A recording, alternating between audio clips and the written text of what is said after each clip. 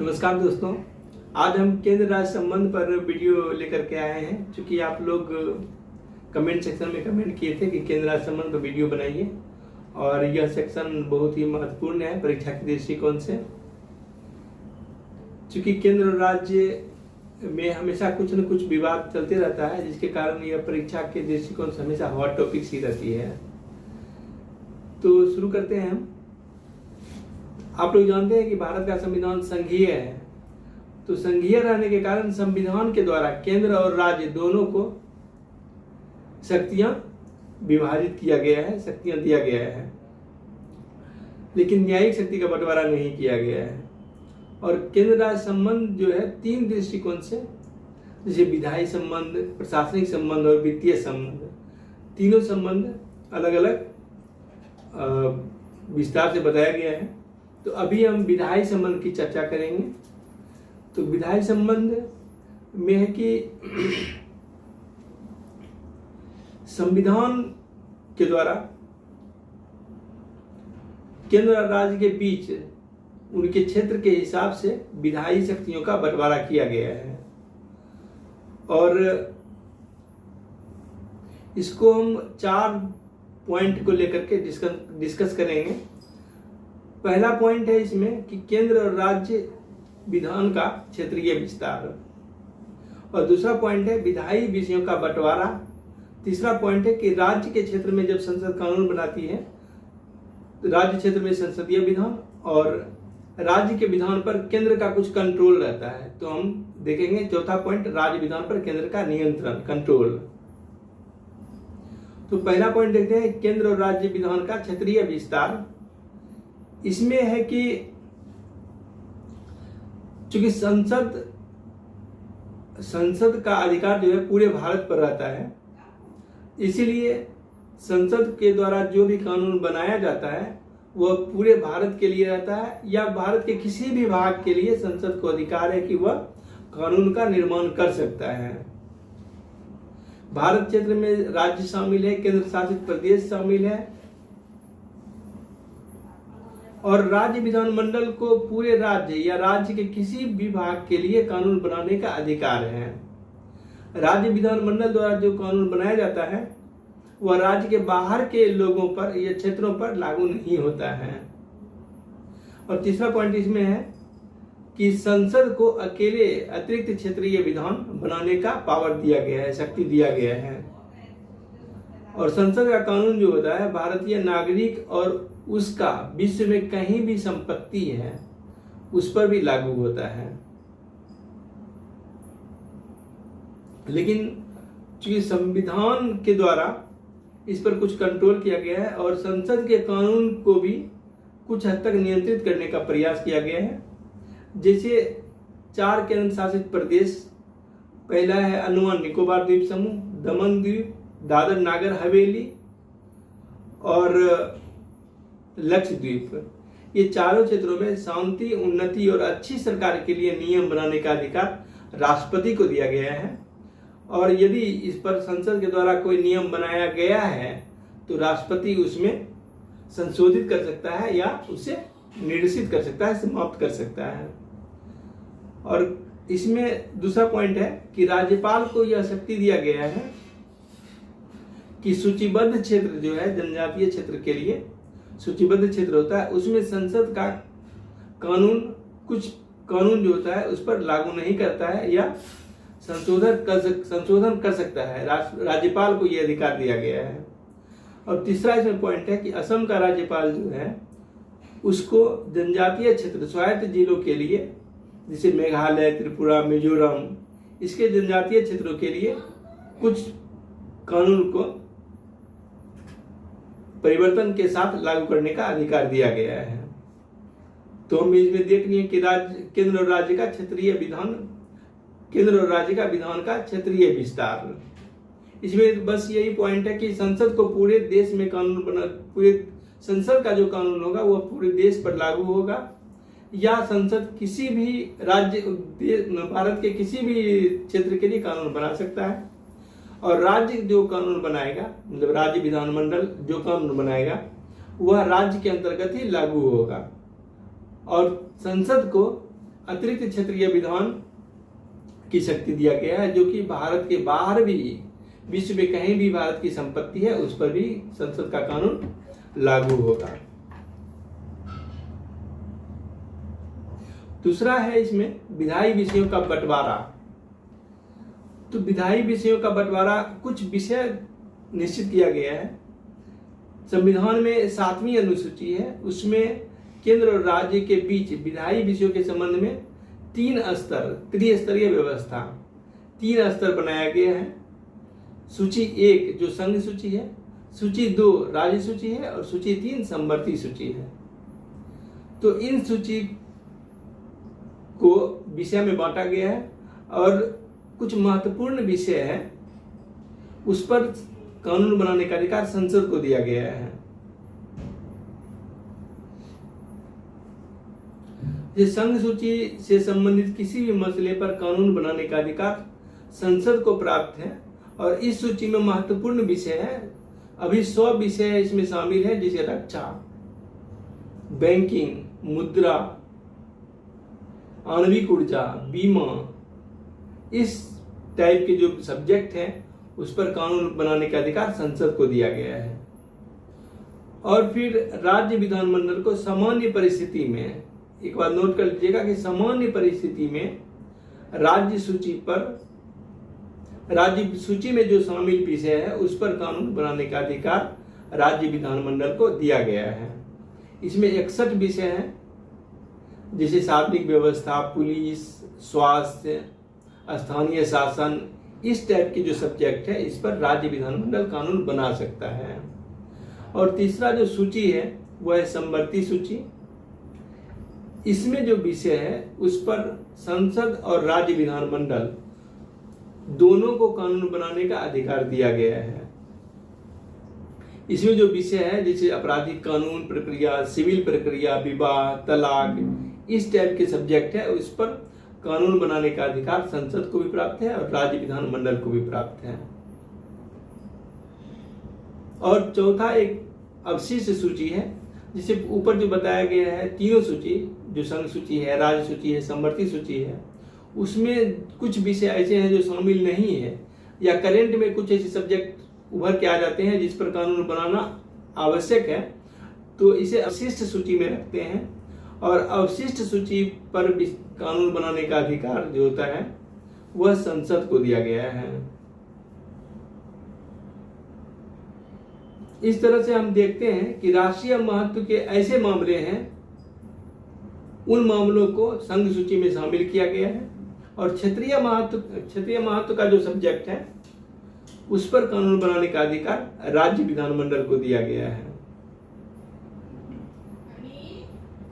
अब तीसरा जो पॉइंट है, लेकिन इसमें हम और देखते हैं विवाद के बिंदु, संविधान में संघ सूची को राज्य और समवर्ती सूची के ऊपर रखा गया है और उसी तरह समवर्ती सूची को राज्य सूची के ऊपर रखा गया है। और इस तरह संघ सूची और राज्य सूची के बीच टकराव की स्थिति में संघ सूची मान्य होती है और यही व्यवस्था संघ सूची और समवर्ती सूची के मामले में भी होती है। समवर्ती सूची और राज्य सूची में यदि संघर्ष वाली स्थिति हो जाती है तो समवर्ती सूची मान्य होती है। यदि समवर्ती सूची के किसी विषय को लेकर के केंद्रीय कानून और राज्य कानून में संघर्ष की स्थिति पैदा होती है तो केंद्रीय कानून को मान्यता दिया जाता है।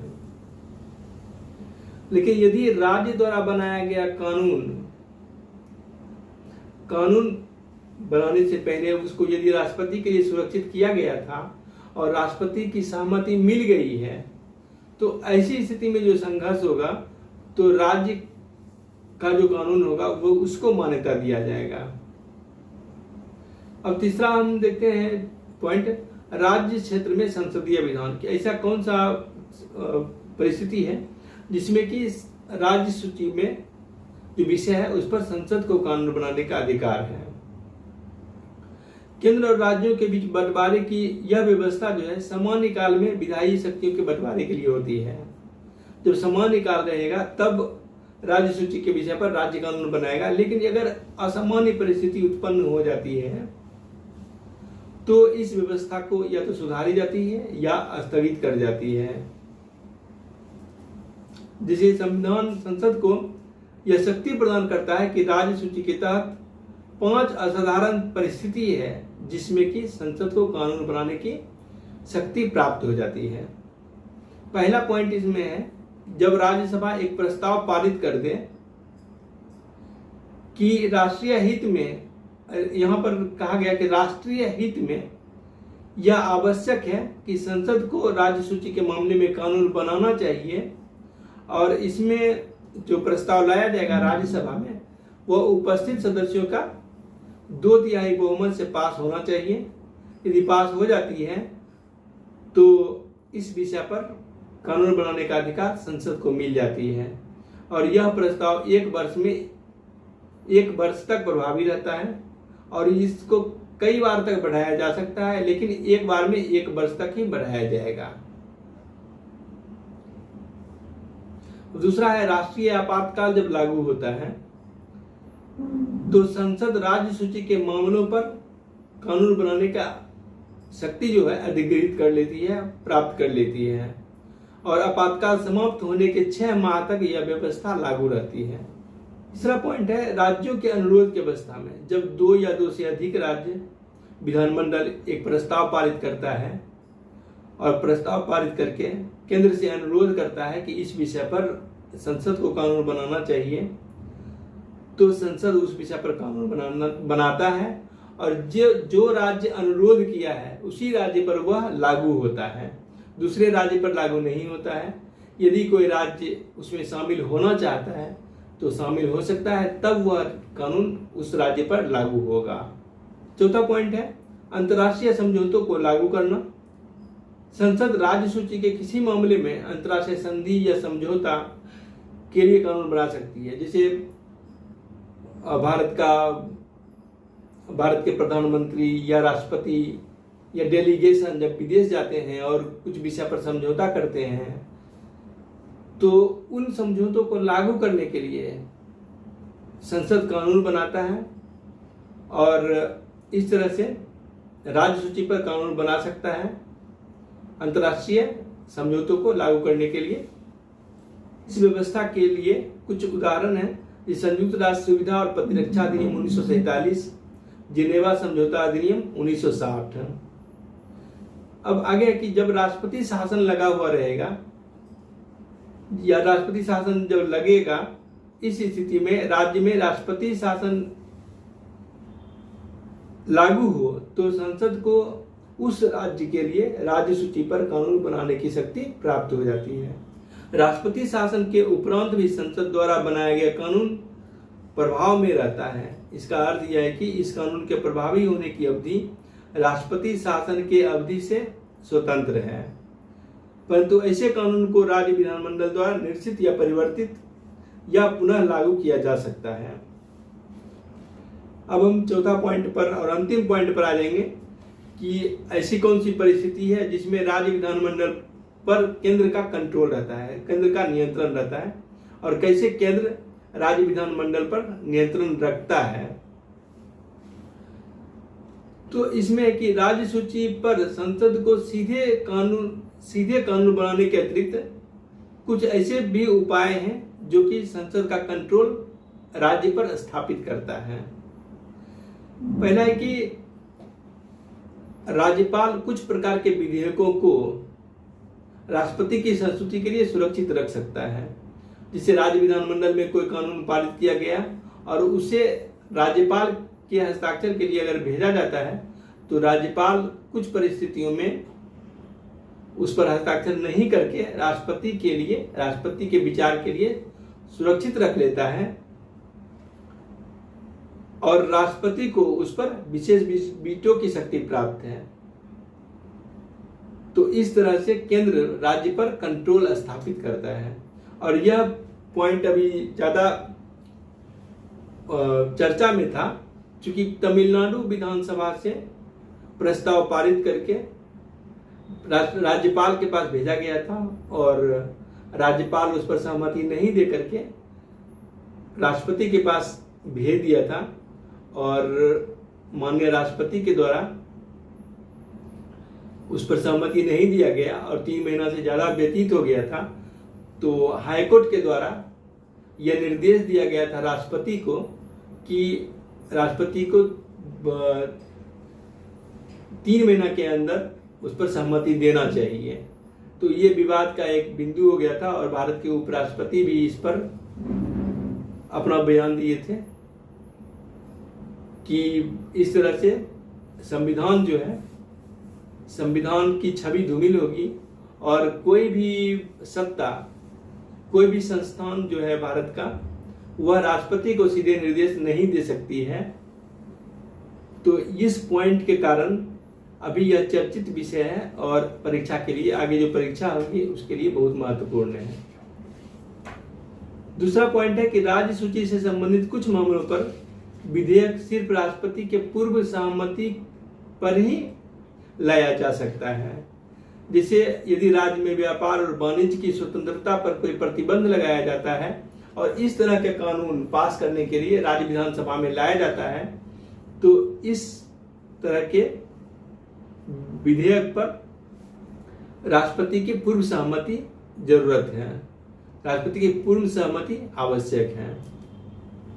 तीसरा पॉइंट कि राष्ट्रपति राज्य विधानमंडल द्वारा पारित धन या वित्त विधेयक को वित्तीय आपातकाल के दौरान सुरक्षित रखने का निर्देश दे सकता है। अब हम ये देखते हैं कि इन सब प्रावधानों से यह स्पष्ट होता है कि संविधान ने विधायी शक्तियों पर कानून बनाने के मामले में केंद्र की स्थिति को बहुत मजबूत स्थिति में रखा है। इस संबंध में सरकारी आयोग, जब केंद्र राज्य के संबंध की बात हो, जब आप परीक्षा में लिखते हैं केंद्र राज्य संबंध, तो सरकारी आयोग का जो सुझाव है उसको आप पढ़ के जाइए और सरकारी आयोग के सुझाव को थोड़ा सा उसमें आपको वर्णन करने से आपका आंसर जो है बहुत अच्छा होगा। तो सरकारी आयोग जो है इसमें पाया था कि संघीय सर्वोच्चता केंद्र और राज्य के कानूनों के मध्य तनाव और टकरावों को समाप्त करने और सौहार्दपूर्ण संबंध को विकसित करने का एक शक्ति है। और जहां देखते हैं कि भारत में बहुलवादी समाज है और जैसे बंगाल है, केरल है, तमिलनाडु है, यदि इन सब पर महत्व कंट्रोल नहीं रहेगा और संसद के पास या केंद्र के पास कंट्रोल स्थापित करने का, नियंत्रण स्थापित करने का मजबूत उपकरण नहीं रहे, तो ये सब भारत से आजादी की मांग भी कर सकता है। तो इस तरह से राज्य विधानमंडल पर केंद्र का नियंत्रण स्थापित हो जाता है। तो यदि मेरा वीडियो पसंद आए तो आप लाइक कीजिएगा, शेयर कीजिएगा और पहली बार चैनल पर आए होंगे तो सब्सक्राइब कीजिएगा। Thank you.